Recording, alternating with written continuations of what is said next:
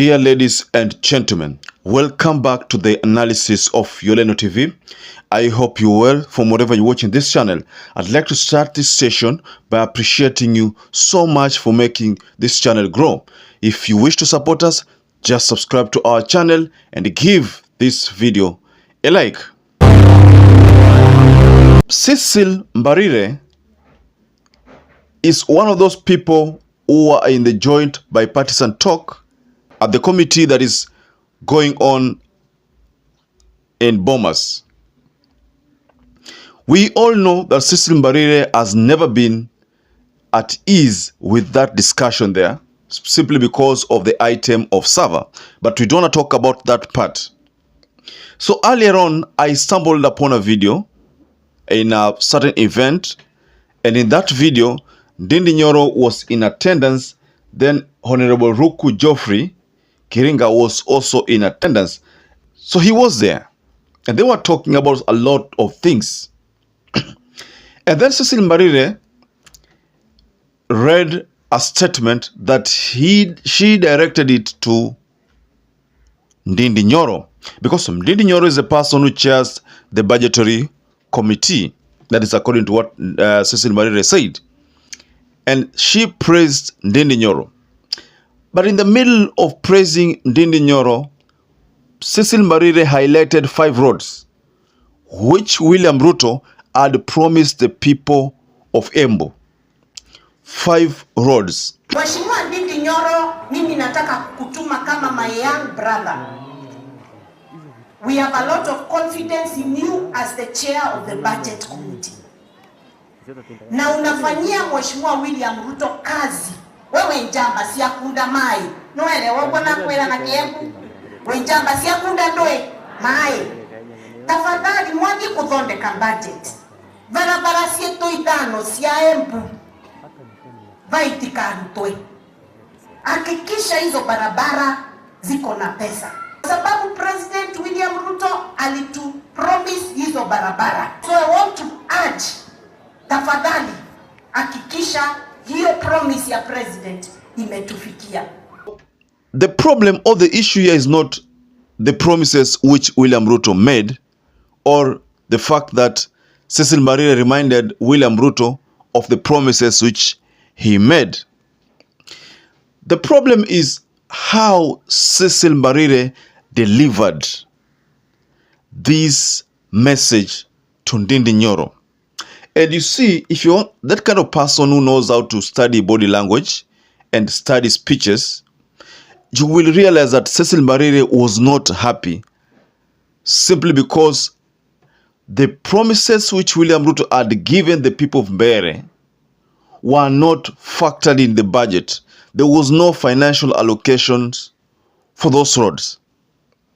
Earlier on, there was this ceremony, I think, of the Madaraka Day, which was in the 1st of June.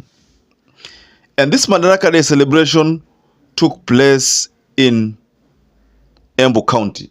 And in that meeting, the host was Cecil Mbarire. And Cecil Mbarire again reminded William Ruto of the promises which he made during campaigns. There was the charter, you know, the charter, the EMBU charter, the Meru charter. There were several charters. What I didn't see was whether there was a Nyanza charter. But I will go back to the history, the campaign pledges, see if at all there was any kind of charter with the Nyanza people. The truth of the matter is that there seems to be a shift from those promises. You know, William Ruto could have shifted from the promises and now devised other promises. I mean, let's talk about the dams issue. That is not a thing that has been the dams issue is still pending. Cecil Mbarire talks about 5 roads. This is a promise which was given to EMBU. This is not been anchored in the budget. This promise ni kama UDA wameikalia waiongelei tena, and that explains the tension that is slowly boiling within the Mount Kenya of the promises which were made to them. They were promised so many things. I mean, things that if William Ruto is supposed to deliver, if it's supposed to work, then itabidi only Mount Kenya not a benefit. So the promises which were given to Mount Kenya ni nyingi mno. But what is happening now is totally different. So this statement from Cecil Marire, mimi kwa umakini nilipokuwa nikiufuatilia, chenye nimeelewa ni kwamba Cecil Marire ni kama ana protest indirectly. She was merely protesting indirectly, protesting to William Ruto that you promised us 5 roads, but how comes the budget has not featured our 5 roads? So I want to urge, tafadhali hakikisha hiyo promise ya president imetufikia. That was the message which I could make from what Cecil Marire said. I mean, I started off by saying, if you want kind of person who can decipher the body language of someone or can understand a speech and know the other side of the coin of that speech, then you will realize that Cecil Marire alikuwa analalamika kwa Ndindi Nyoro.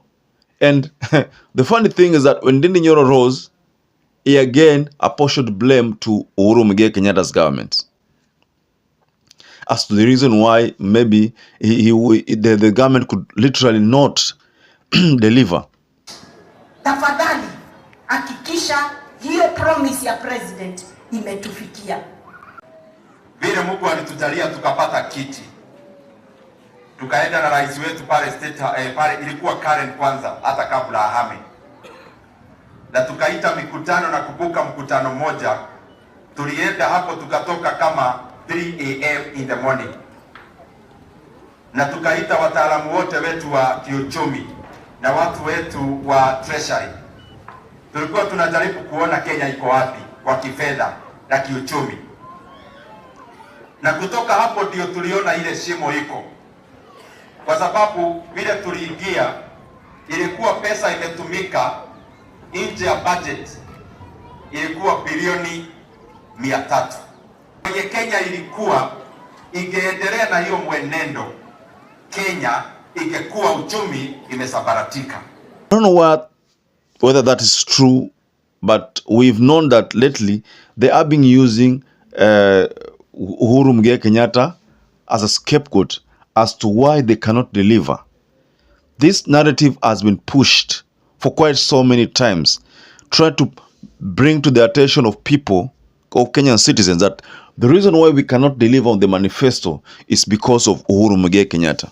Let's go back to Moi's days of Moi, and then the transitioning to the days of Mwai Kibaki. So Moi had his failures, the corruption allegations, the lack of development agendas for the nation. Those are some of the things which were said back then.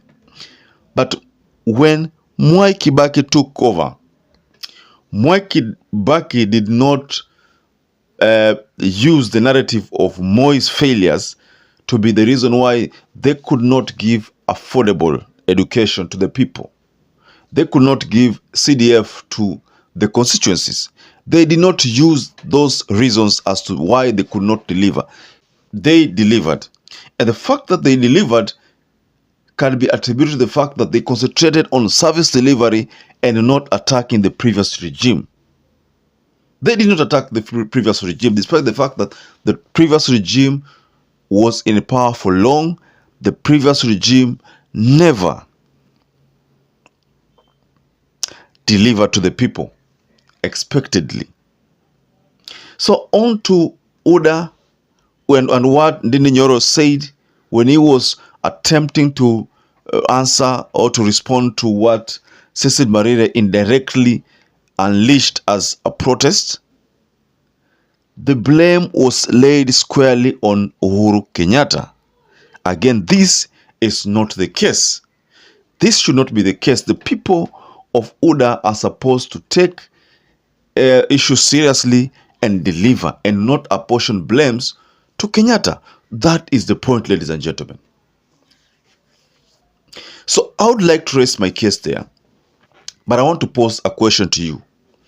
From the statement of Cecil Marire, how he reminded Ndindi Nyoro of the 5 roads which William Ruto had promised them. What do you make of that statement? Do you see a protest or you see a compliment? What do you see of that? Personally, I see a protest. So what do you see in that statement? Just tell us below the comment section what you think about that statement from Mandini Nyoro. And also, to those people who have not subscribed to this channel, I'd like to kindly request you to take 1 second, go there to the button written subscribe, just hit it once, and by doing that, you shall have been subscribed to our channel. And by doing that, you will be giving our channel an opportunity to grow. And to those people who supported this channel by subscribing, by liking, and by sharing our videos, I want to say here that I'm forever grateful for your support, because without that support, this channel cannot grow. So until you catch up again, please stay safe and stay blessed.